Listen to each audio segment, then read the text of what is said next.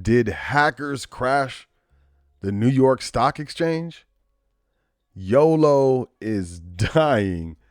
This was funny, but it's sad. Job openings are falling. This is current events, June 4th, 2024.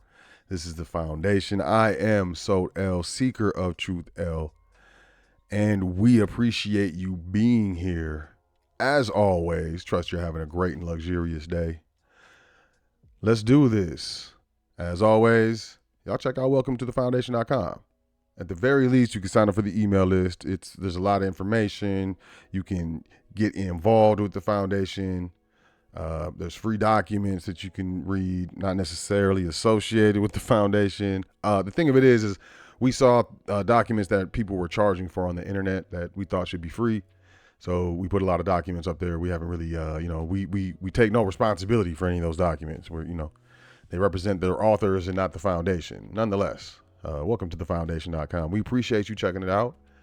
If you're interested, have ever been interested in setting up your private estate, most importantly, or more specifically, I'd say, learning how to administer private trusts, what private trusts are, their powers, so on and so forth, the benefits. I would say this is the most comprehensive trustee training that is available, period. Private trustee training, private fiduciaries, not public. And you can find a link in the description. It is at your own pace. It is in video format. You also get access to, us to answer questions, walk you through the process. It's one hell of a ride. I would say that. Link in the description, as I said. Please don't miss out. Things are happening and things will continue to happen. And as I like to say, you should start a business. I would suggest you start a business. Just starting a business. There's tax benefits, especially here's the thing. And I'm gonna just add something. I'm gonna sprinkle some extra stuff into this current events. All right. Just starting a business has tax benefits, and specifically a business that is federally classified, which means it is either federally classified as a C Corp or federally classified as an S Corp. There are a lot of benefits with that. Now, if you go down to the Secretary of State, or if you get on the website, or if you deal with LegalZoom or something like that, you're going to get a state structure that has no federal classification. So that's something you need to look into. C Corp, S Corp, federal classification.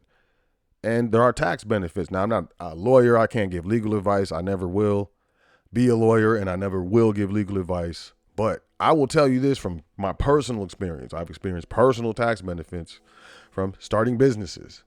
You can look at the allowable expenses for businesses. The business return is the 1120. That's how you can search for it. IRS 1120 return. You can look at the allowable expenses. Look at what businesses can write off versus what individuals can do. And you'll see what I'm saying. $99.99, $100. It's comprehensive. Once again, it's at your own pace. It's probably more than what you need, but it's all there. Link in the description. And we also have the Foundation magazine. It's one of my favorite things that we're doing. And we're able to cover topics that aren't necessarily able to be covered on YouTube, or we just can't get into, what we're doing. So, and it's a luxurious dance. We have a print edition. We have a digital edition. Link in the description.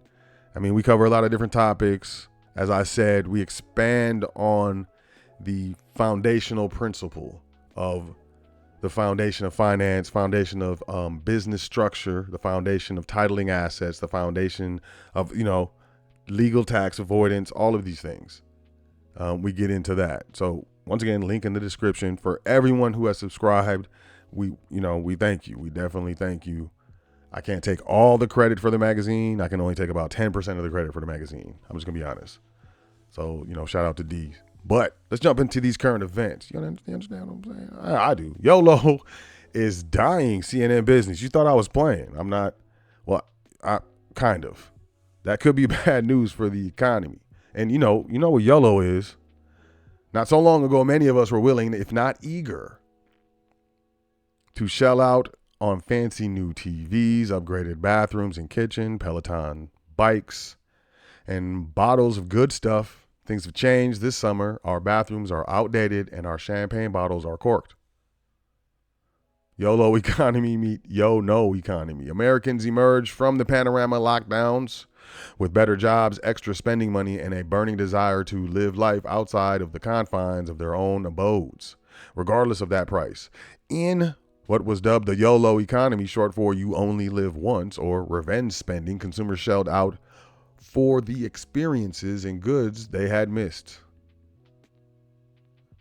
The panorama showed us, or all of us, that life doesn't go on forever. This is Samir Samana, senior global market strategist at Wells Fargo Investment Institute, who went on to say preparing for a retirement that's way off into the future and could be interrupted by something like a panorama changed our mindsets. People wanted to live in the moment.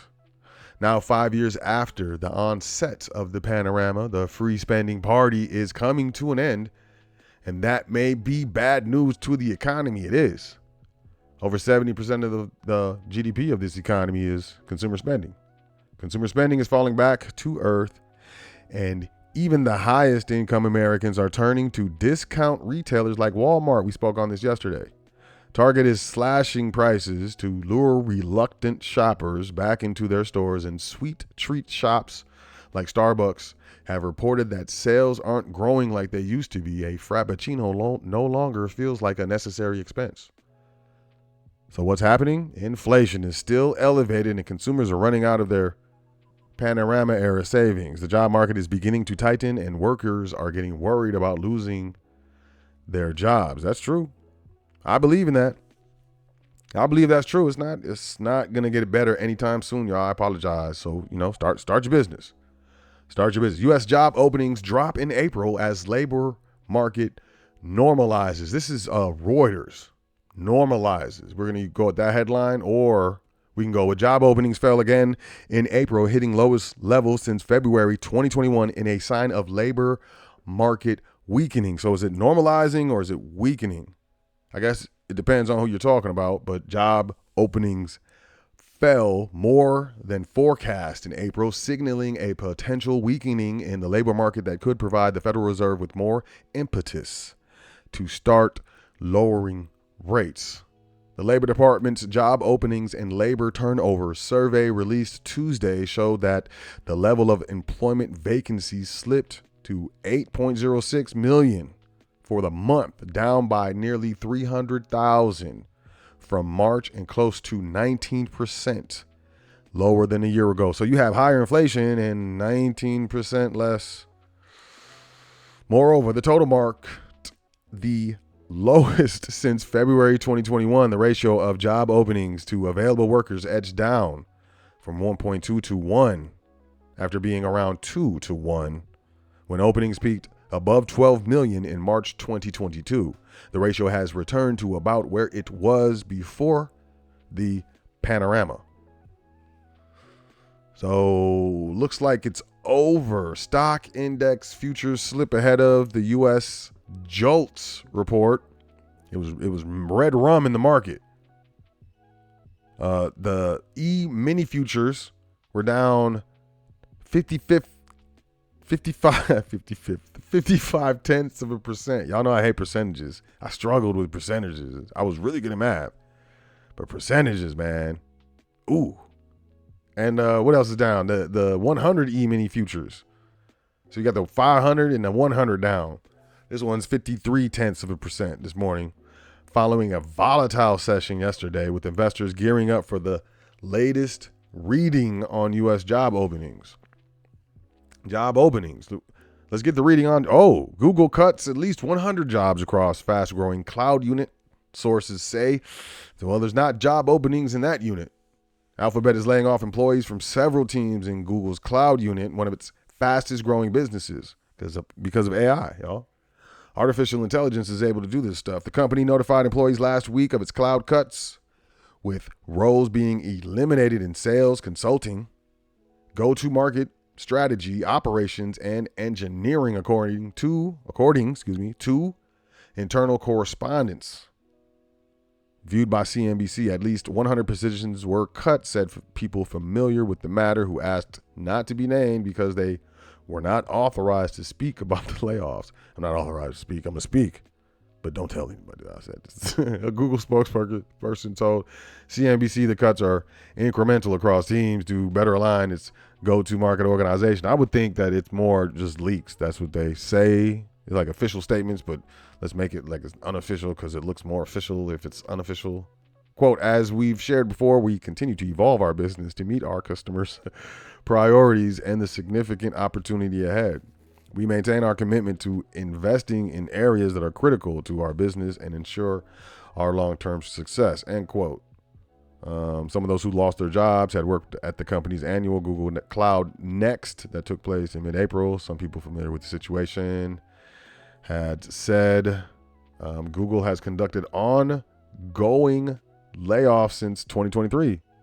That's why I said they do it in waves. They'll lay off some people and they'll wait, and they'll lay off some more people and they'll wait because they can't lay off everyone that they want at the time that they want. It's actually against federal law. Y'all should look it up. I'm crazy. Don't believe me. I'm nuts. I might not be sane. I could be a crazy dude. So y'all do your own research. I just suggest that. Associated Press.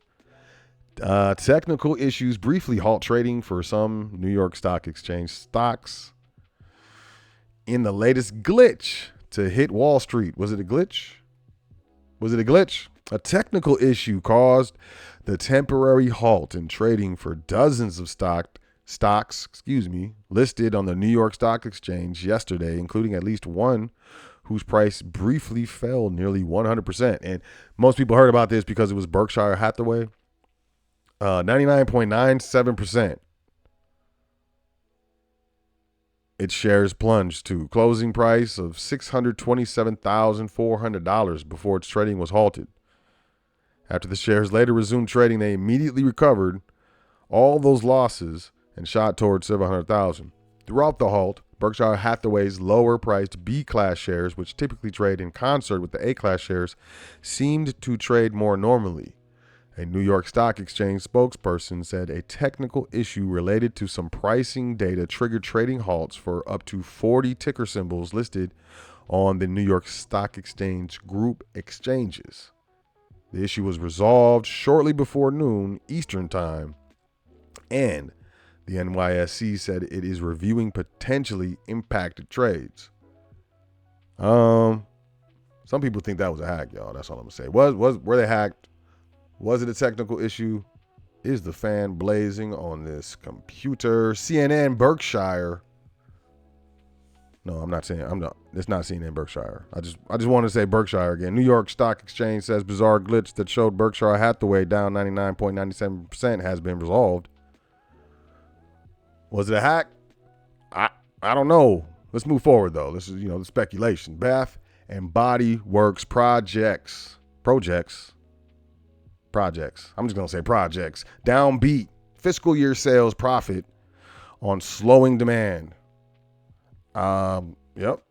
Get with the program. That's just disconcerting to me because that's potentially gonna lead to some funky people walking around. You know what I'm saying? Stay indoors, y'all. Be private. Toyota issues. I'm just playing. Issues recall for 100,000 SUVs and pickup trucks. Remember yesterday we were talking about Nissan's recall. They don't want to alert the public. I've been saying it for years that all the cars that were built during the lockdowns should be avoided. They should be avoided. And then some of the ones that were built like a year or so after the lockdowns ended.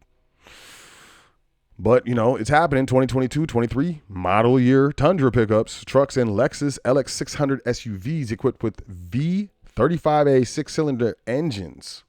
Why? Stalling. Toyota will issue a recall for more than 100,000 SUVs and pickups in the U.S. because of debris in the engine that can potentially cause it to stall, a U.S. regulator said today. The recall includes some 2022 and 2023 model year Toyota Tundra pickup trucks and the Lexus LX600 equipped with the Japanese automaker's V35A 6-cylinder engine. The National Highway Traffic Safety Administration said debris from the manufacturing process may contaminate the engine and cause the main bearings to fail, which can result in an engine stall and loss of drive power. All bad if you're on the freeway, going up a hill, backing up, pulling a trailer. That's, because these, especially the pickups, they like to pull stuff, trailers and things of that nature. Microsoft takes its AI push to customer service call centers. More layoffs in call centers. I'm just going to take that from this announcement, but I will say we're going to be talking more artificial intelligence, specifically, at least, Microsoft is letting you know you will be talking to the computers, the keyboards. I'm gonna call them keyboards. When I'm ever on the phone with AI or hear AI, I'm gonna be like, man, this is a keyboard. And people are gonna be like, man, what do you mean? Y'all know what I mean. Y'all know what I mean. I mean AI. Microsoft said it will introduce new artificial intelligence tools for customer service call centers. Microsoft, which has backed ChatGPT creator OpenAI, is taking AI technology into a number of fields of the business world with what it calls Copilot technology, which is capable of summarizing emails and crafting PowerPoint slides as part of the company's Office software package. But by taking Copilot to call centers, Microsoft will be putting its technology into a field where it is not the dominant player, hoping to gain ground against rivals such as Salesforce.com and Zoom. And then look, this is the reason why all of my machines in the future will run Linux is because of Apple and Microsoft and obviously Google. We already know Google is doing this dance. So that means Android phones, iPhones, Macs, Google tablets, all of it. All of it. And Microsoft computers, Samsungs, Lenovo's, all of them. They're all going to have artificial intelligence that's scanning the device, not just the operating system, all of the folders within the file systems as well. I'm not cool with that. Maybe I'll pull that up for the next current events, but that's happening. So I'm moving to Linux. That's my story. CNBC savings app CEO says 85,000 accounts locked in fintech meltdown. We never imagined a scenario like this. How come I did? When wow. His company has inadvertently, this is Adam Moelis, his company has inadvertently been a source of deep pain for thousands of customers who relied on Y.O.L.O accounts to receive paychecks, pay bills, and save for emergencies. The crisis began last month when a dispute between two of Y.O.L.O's banking partners, fintech middleman Synapse, and Tennessee-based Evolve Bank and Trust. And I bet you, these customers didn't even know that there's all this stuff going on in the background, that led to this stuff.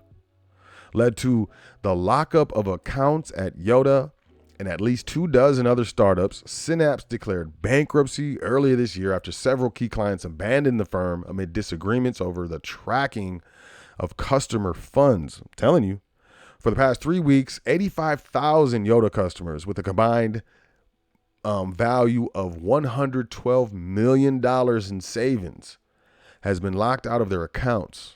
Moelis, one of those is right, y'all, told CNBC the disruption had upended lives, forced users to borrow money for food, and thrown upcoming events like surgeries or weddings into doubt. Quote, the stories are heartbreaking. We never imagined something like this could happen. We worked with banks that are members of the FDIC. We never imagined a scenario like this could play out and that no regulator would step in and help. I'm telling y'all messing with these banks. Are y'all still saving in currency? You got savings accounts and it's actual currency notes, Federal Reserve notes, aka dollars. The ongoing mess has exposed the risks in a corner of the fintech financial technology that grew in prominence during a boom in venture investment and will likely reverberate for years as regulators increase scrutiny of the space. And they're just trying to, relegate to this financial technology sector. Man, listen. And they're like, oh, it's not a systemic meltdown. Y'all, you can view this how you want. Hopefully through how I'm speaking and the tone of my voice, you understand that this is what it is. And cyber attack forces hospitals to cancel surgeries, a major incident that could last for weeks, y'all. For weeks. A cyber attack has affected some major hospitals in London, affecting the delivery of blood transfusions, according to memos to NHS staff. King's College Hospital, Guy's, and St. Thomas's, including the Royal Brompton and the Evelina London Children's Hospital and primary care services in the capital, have been hit by a major IT incident involving pathology partner Synovis. Trust reported that the incident has had a major impact on the delivery of services, with blood transfusions particularly affected. Some procedures have been canceled or have been redirected to other providers as hospital bosses continue to establish what work can be carried out safely. Listen, I'm telling you, this is my personal opinion. I'm nobody. I'm just some guy sitting in a chair somewhere, right? I feel like cyber attacks are continuing to escalate. I feel like they're going to continue to escalate. I feel like it's in the best interest, right, of these businesses to make it seem like it's a glitch or, whatever. And then there's some other businesses where they have to tell you it's a cyber attack. But here's the thing. It does affect stock prices. So I see an incentive to not put this information out there. It does affect the economy. And I see a reason not to put this information out there. But ultimately, what I see is we're going to see a lot of hacks, a lot of cyber attack hacks. And I'm talking infrastructure. I'm talking, potential electricity, water, so on and so forth. You should have like at least 3, weeks. I would say weeks. They say 3 days. I would say weeks worth of food and water, the storms, the tornadoes, the things that have been going on just with the atmosphere, with what's going on with the earth, let alone, what the humans are doing. You understand what I mean? But I don't think this is going to stop. I think it's going to continue, and I think we need to prepare for it. But it's going to be fine. It's going to be 100% fine. I promise. I promise. With that being said, y'all, take care of yourself. Y'all enjoy yourself. Make sure you say 10 things that you're thankful for before you go to sleep tonight and every night. It's very important. And I'll catch you on the next current events. Peace, y'all.